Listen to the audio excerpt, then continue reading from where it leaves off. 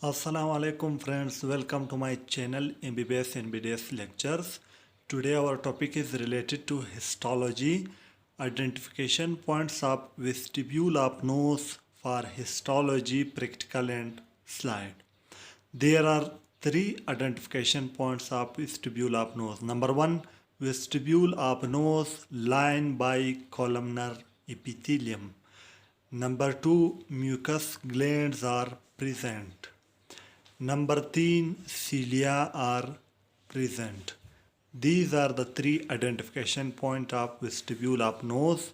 I already upload the slide detailed identification videos of vestibule of nose on my YouTube channel.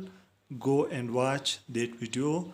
And now I will upload these identification points of vestibule of nose. On my YouTube channel, you can find general histology, special histology, detailed slide videos, and each slide identification points for practical and slide.